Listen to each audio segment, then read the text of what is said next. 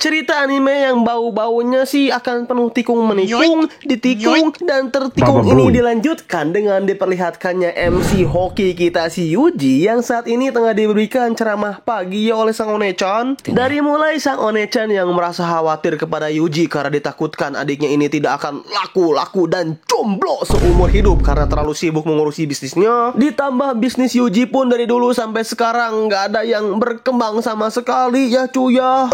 Maksud dari berkembang itu Yuji dari dulu sampai sekarang belum memiliki seorang pelanggan tetap yang terus-menerus membeli aksesoris Yuji. Ya untuk hal promosi pun Yuji masih mengandalkan Himari gitu kan, yang seorang model kecil-kecilan. Yang oleh karena itu di sini sang One-chan pun menekankan kepada Yuji jika bisnis Yuji masih sama sekali tidak ada perkembangan sampai umur Yuji yang menginjak 30 tahun, maka mau tidak mau, senang tidak senang, Yuji harus meninggalkan cita-citanya tersebut dan menikah dengan Himari. Dan juga Yuji harus mulai mengurusi toko keluarganya. Karena ya menurut sang kakak percuma aja ya bro jika Yuji memiliki ambisi yang tinggi untuk mengejar cita-citanya guna membuka toko sendiri, tapi jika hal tersebut sama sekali tidak menghasilkan, ya buat apa gitu kan? Tapi kalau aing kasih saran, daripada buka toko aksesoris mending ya ternak oli nggak sih? Walau gak takut ketangkep FBI kak abangku. Kan aing punya surat izin menculik loli, di mana kartu ini kalian bisa gunakan jika kalian terciduk oleh FBI pelindung loli di saat kalian tengah mengincar loli kesukaan kalian. Kartu ini juga berfungsi untuk mengoleksi loli, ternak loli, memiliki loli lebih dari satu, memberi makan loli, berlama-lama kemudian menjemput loli, mengantar loli, dan berbagai macam hal-hal yang bersangkutan dengan loli.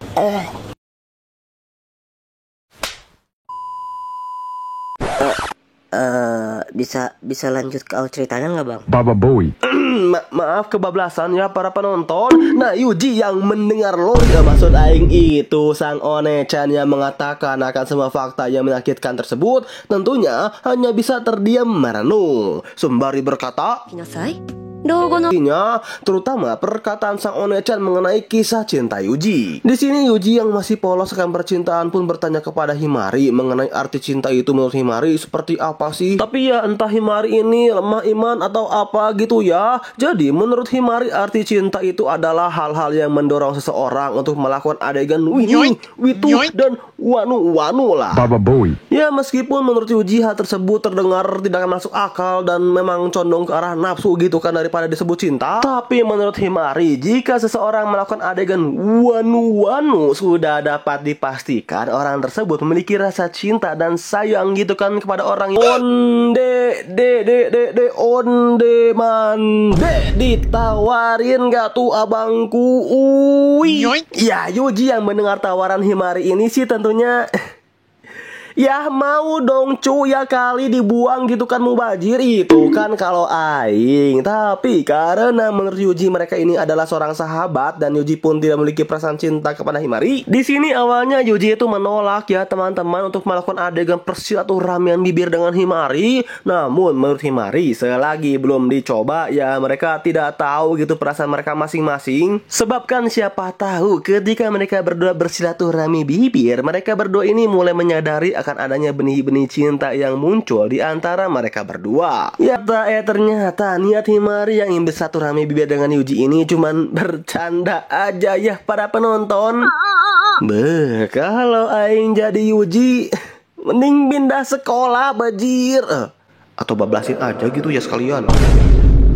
Ya meskipun hal ini cukup membuat Yuji makin terkena mental gitu ya, tapi karena Himari ini emang pada dasarnya merupakan gadis baik hati, tidak sombong dan dermawan, di sini sebagai permintaan maaf dari Himari, tak terasa hari Sabtu pun tiba dan kini kita diperlihatkan Yuji yang dijemput oleh kakak laki-laki dari Himari. Oh ya, perkenalkan, nama dari kakak laki-laki Himari ini adalah Hibari. Sama seperti Himari, Hibari ini begitu sangat menyukai Yuji ya para penonton. Maksud dari menyukai ini bukan dalam artian saling adu bola-bola mercon atau gimana gitu ya, melainkan di sini Hibari itu sudah menganggap Yuji sebagai adiknya sendiri. Singkat cerita, setelah diantar oleh Hibari ke sebuah mall, Yuji pun langsung disambut oleh Himari dan juga oleh Rion akan menjadi model baru untuk mempromosikan aksesoris Yuji. Ya, hitung-hitung balas budi lah kepada Yuji yang sudah memperbaiki gelangnya tempo hari. Wah, mendengar kabar ini dari Himari, tentu dong hal tersebut membuat Yuji seketika merasa sangat bahagia.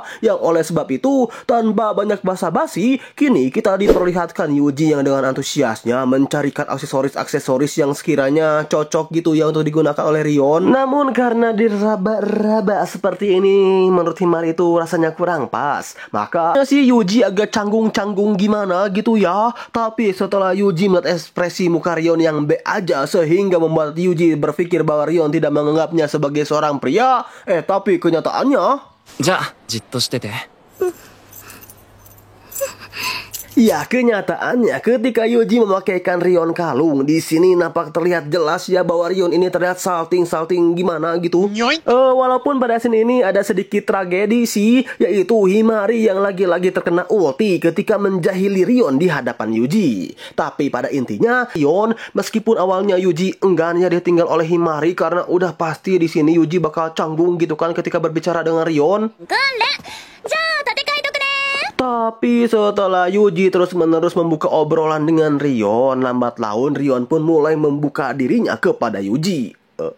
Jangan salah paham ya. Dan terjadilah obrolan singkat penuh makna di antara mereka berdua. Pembicaraan mereka berdua ini dimulai dari Yuji yang bertanya kepada Rion perihal awal mula pertemuannya dengan Himari, hingga lambat laun pembicaraan mereka berdua ini mulai mengarah ke arah bunga-bungaan. Nah, dari pembicaraan ini Rion bertanya kepada Yuji, sebenarnya kenapa sih Yuji itu bisa menyukai bunga? Wah, mendengar pertanyaan dari Rion tersebut, awalnya Yuji tidak mau yang menjawab pertanyaan Rion karena menurut Yuji hobinya yang sangat menyukai bunga ini bukanlah hobi yang spesial. Bahkan justru membuat Yuji dikucilkan malah hancur oleh teman-temannya yang lain. Secara kan mungkin menurut teman-temannya, kenapa gitu dari sekian banyak hobi pria yang ada seperti bermain bola, bermain basket, atau bermain baseball, Yuji malah memilih hobi untuk mengurusi bunga.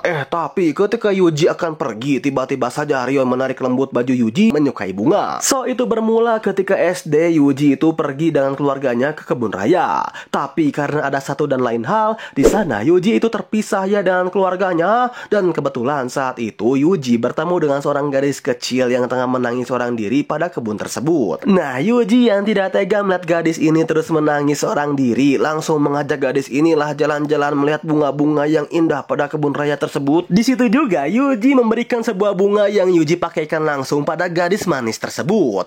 Ya, meskipun Yuji sadar bunga ini suatu hari nanti pasti akan layu dan mati, tapi dari situlah cita-cita Yuji mulai muncul untuk membuat sebuah aksesoris bunga, agar kelak ketika Yuji bertemu kembali dengan wanita atau mungkin juga bisa dibilang cinta pertamanya, Yuji bisa memberikan sebuah bunga yang pastinya tidak akan pernah layu, tidak akan pernah mati, dan bisa dipakai langsung oleh sang gadis tersebut selamanya. Dan ya pasti kalian juga tahu lah ya, siapa gadis sekaligus wanita pertama Yuji ini? Ya siapa lagi gitu kan kalau bukan Rion. の花その子にちゃんと届いてるから